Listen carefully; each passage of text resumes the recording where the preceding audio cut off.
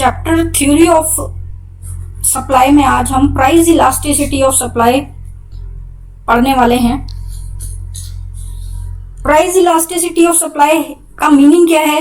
Price elasticity of supply is the measure of change in quantity supplied of the commodity due to change in its own price. ठीक, तो price elasticity of supply क्या है? Is a major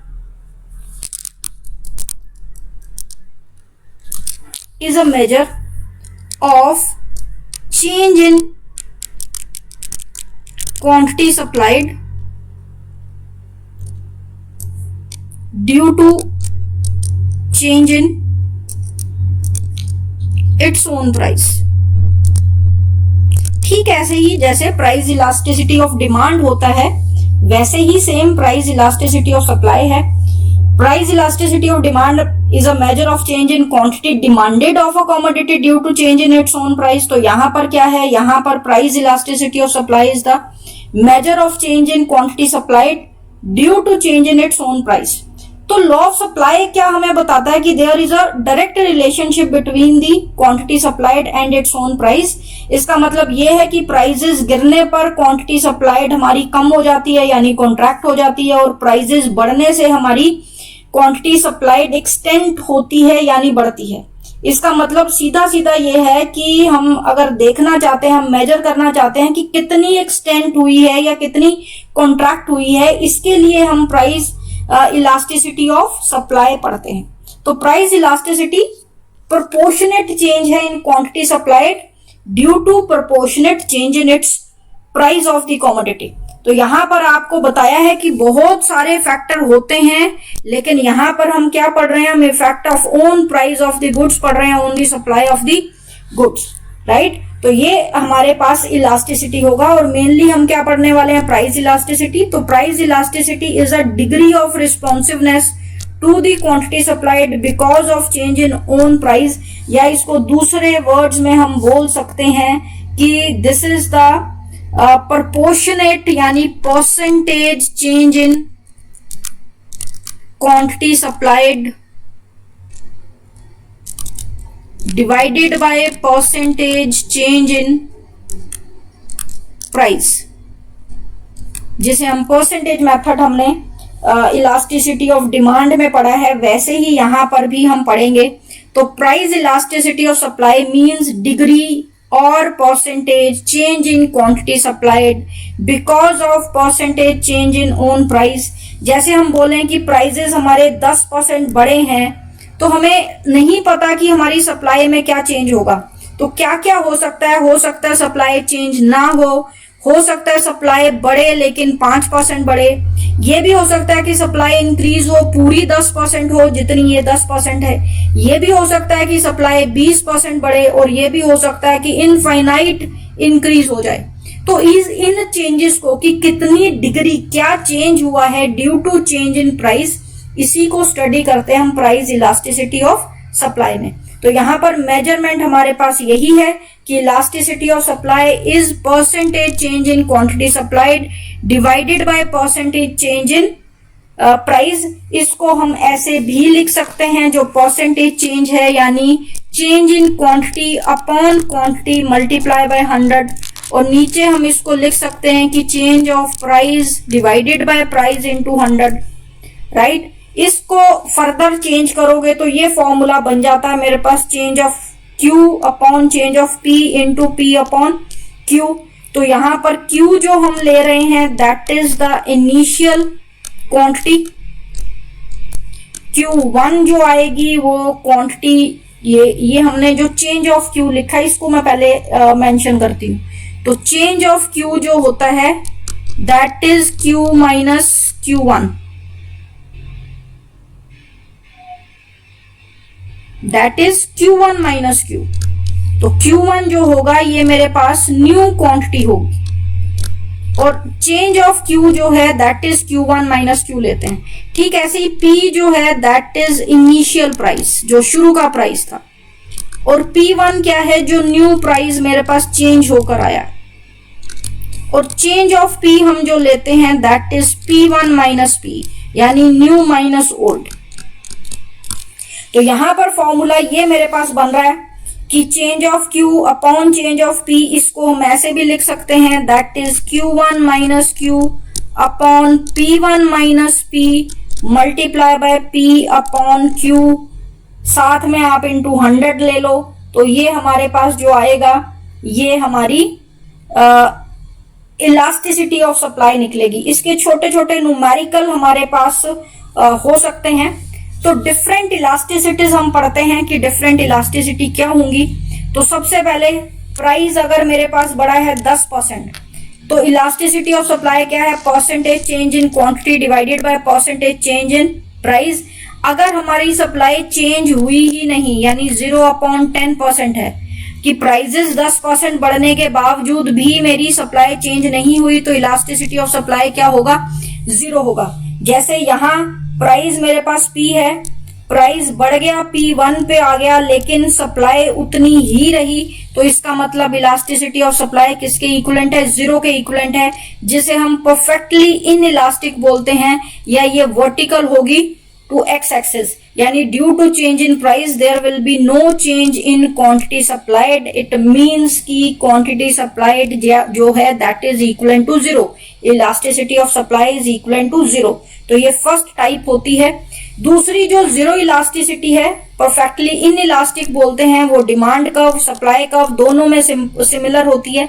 ये vertical to होगी x axis, यहाँ black मैंने supply बताया है, ऐसे ही डिमांड होता है कि अगर प्राइजेस की वजह से डिमांड चेंज नहीं होती तो इनइलास्टिक डिमांड है। ठीक ऐसे ही प्राइस की वजह से अगर क्वांटिटी सप्लाइड चेंज नहीं होती तो वो elasticity of supply equivalent to 0 है, जिसे हम इनइलास्टिक सप्लाई बोलते हैं। दूसरा, अगर सप्लाई हमारी 5% इंक्रीज हुई है, प्राइस में 10% है लेकिन क्वांटिटी में 5% इंक्रीज हुआ है, यानी उससे कम हुआ है, तो उसे हम लेस देन 1 बोलते हैं, यानी percentage of change in quantity is less than percentage change in price, then elasticity of supply is inelastic, यानी लेस देन 1। तो जैसे ये 10% हमारा चेंज हो गया, ये देखो ये 10% चेंज है, लेकिन मेरी क्वांटिटी सप्लाइड में जो चेंज है वो सिर्फ 5% है, मतलब उतना नहीं है जितना प्राइस में चेंज हुआ है, उससे कम चेंज हुआ है, तो इसे भी हम इनइलास्टिक बोलते हैं, but it will be less than 1। Equivalent to 0 नहीं है, लेकिन ये लेस देन 1 कहलाएगी। दूसरा, इसी तरह से अगर 10% चेंज है और क्वांटिटी में भी 10% चेंज है, यानी दोनों बराबर चेंज है, तो ये इक्विवेलेंट टू यूनिटरी आती है। When percentage change in quantity is equivalent to percentage change in price, then elasticity of supply is equivalent to 1। बराबर होगा, यानी 10% चेंज, प्राइस अगर 10% बढ़ रहा है तो क्वांटिटी सप्लाइड भी मेरे पास 10% इंक्रीज हो रहा है, तो यहाँ पर elasticity of supply will be equivalent to 1। Next आ जाता है ग्रेटर देन 1, जहां पर हमारा प्राइस 10% बढ़ा लेकिन मेरी सप्लाई 20% बढ़ गई, यानी प्राइस से ज्यादा बढ़ गई, तो ये जो होगा ये मोर देन 1 होगा, जहां पर percentage change in quantity is more than percentage change in price, then elasticity supply is equivalent to elastic, यानी मोर देन 1।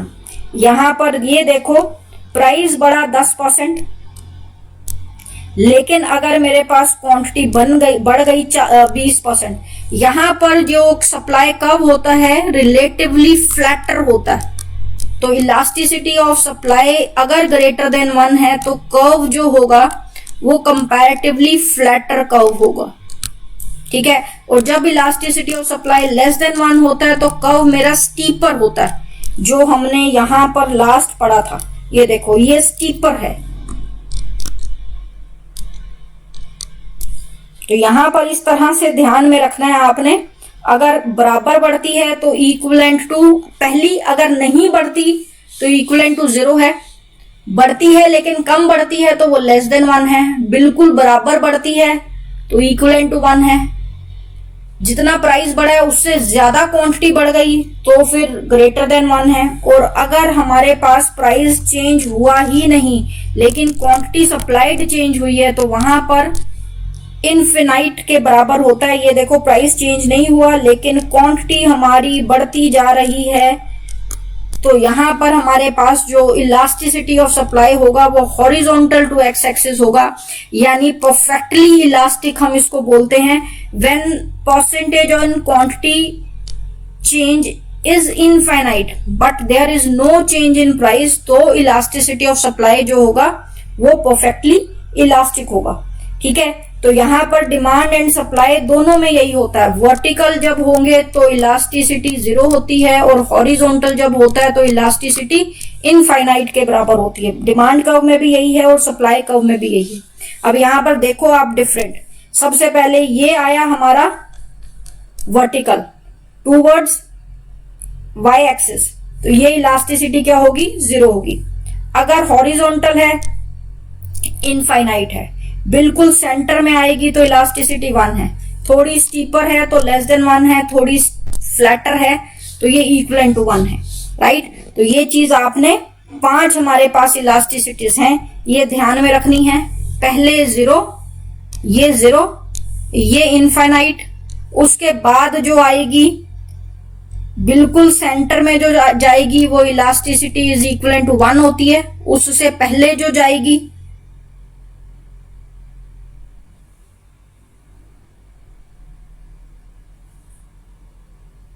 जो y एक्सिस से शुरू होगी वो इलास्टिसिटी ग्रेटर देन 1 है, और जो x एक्सिस से शुरू होगी थोड़ी फ्लैटर होगी वो इलास्टिसिटी लेस देन 1 है। ये इलास्टिसिटी इन्फिनिटी। तो ये चीज आपने ध्यान में रखनी है greater than and less than में। जो ग्रेटर देन है वो हमारे पास शुरू होगी x एक्सिस से, this will be elasticity greater than 1, और जो लेस देन 1 है वो हमारी x एक्सिस से शुरू होती है। तो ये चीज ध्यान में रखनी है। बाकी एक वर्टिकल है और एक हॉरिजॉन्टल है और एक बिल्कुल एक्सिस से निकल कर जो जाएगी, जैसे ये आपको बताई हुई है, जो एक्सिस से निकल कर जाएगी वो इक्वल टू 1 है। राइट, ये ग्रेटर देन 1 और ये लेस देन 1। ये बीच में जो बिल्कुल वर्टिकल है वो 0 है और जो हॉरिजॉन्टल है वो इन्फिनिटी है। तो ये 5 हमारे पास टाइप ऑफ इलास्टिसिटीज होती हैं। यहाँ सप्लाई और डिमांड दोनों का आपको बताया है कंपैरेटिव। अब लास्ट एक टॉपिक इसमें ध्यान में रखना है कि प्राइस इलास्टिसिटी के डिटर्मिनेंट्स क्या होते हैं। तो प्राइस इलास्टिसिटी के डिटर्मिनेंट्स में सबसे पहले हम ले लेते हैं कि नंबर ऑफ प्रोड्यूसर। तो अगर एंट्री इजी है मार्केट में तो प्राइस इलास्टिसिटी की वजह से हमारे जो नंबर ऑफ प्रोड्यूसर होंगे वो बढ़ जाते हैं। राइट, दूसरा हम ले लेते हैं नेचर ऑफ इनपुट। यहां पर मैंने पॉइंट नहीं लिया हुआ लेकिन ले लेते हैं। ये इनपुट यूज यानी फैक्टर मोबिलिटी, अगर हमारे मूविंग रिसोर्सेज हैं जो इंडस्ट्री में इजिली आ या जा सकते हैं तो हमारा जो कर्व होगा वो मोर इलास्टिक होगा। राइट, अगर हम स्टोरेज हमारे पास इजी है, हम चीजों को इजिली स्टोर कर सकते हैं तो हमारी इलास्टिक रिस्पॉन्स होगा और डिमांड बढ़ती है। ये चीज आपने ध्यान में रखना है। राइट, स्पेयर कैपेसिटी है तो उससे भी हम प्रोडक्शन को बढ़ा सकते हैं। तो ये एक्चुअली डिमांड के साथ आपको दिया हुआ है। चलिए कोई बात नहीं, there is a shift in demand हम बोल देते हैं कि अगर हमारे पास स्पेयर कैपेसिटी है तो हम अपनी प्रोडक्शन को इंक्रीज कर सकते हैं, यानी अपनी सप्लाई को बढ़ा सकते हैं प्राइस के साथ साथ भी और डिमांड के साथ साथ भी। इजी ऑफ स्विचिंग, अगर हम प्रोडक्शन को इजीली वेरी कर लेते हैं तो यहाँ पर भी हमारे पास सप्लाई जो होती है वो मोर इलास्टिक होती है। फिर लेंथ ऑफ प्रोडक्शन पीरियड, अगर हमें एक चीज को बनाने में कम टाइम लगता है तो हमारी सप्लाई ज्यादा होगी। जैसे ही प्राइस इंक्रीज होगा हम अपनी सप्लाई को भी बढ़ा सकते हैं। लेकिन अगर मेरे पास लेंथ ऑफ प्रोडक्शन ज्यादा है, बहुत टाइम लगता है, तो प्राइसेस बढ़ने के साथ मैं सप्लाई को इंक्रीज नहीं कर सकती, तो वहां पर जो इलास्टिसिटी होगी वो इनइलास्टिक होगी। टाइम पीरियड, अगर firms invest in capital in the supply is more elastic, यानी जल्दी से हम पैसा इन्वेस्ट कर सकते हैं in response to the price increases, तो वहां पर सप्लाई भी इंक्रीज हो जाती है। ठीक है, तो आपकी बुक में भी कुछ फैक्टर दिए हुए हैं, मैं आपको वो भी एक्सप्लेन कर देती हूँ। जिसमें सबसे पहला दिया हुआ है nature of input. Nature of input मतलब कितनी जल्दी हमें इनपुट्स अवेलेबल होते हैं। हमारे पास मैंने आपको बताया लैंड, लेबर, ये सारे फैक्टर हैं। अगर ये जल्दी जल्दी हमें अवेलेबल हो जाएंगे तो हमारी सप्लाई जो होगी वो इलास्टिक होगी, यानी हम सप्लाई को भी चेंज कर सकते हैं। ठीक ऐसे ही मेरे पास स्पेयर कैपेसिटी है तो भी मेरे पास इलास्टिक सप्लाई होगी। मेरे पास स्टोरेज है तो भी मेरी सप्लाई जो होगी वो इलास्टिक होगी। मेरे पास कैपिटल बहुत सारी है तो भी मेरी सप्लाई जो होगी वो इलास्टिक होगी। लेकिन अगर इनमें से सभी चीजों की कमी है तो सप्लाई इनइलास्टिक हो जाती है। ठीक ऐसे ही आप नेक्स्ट देखो कि मेरे पास नेचुरल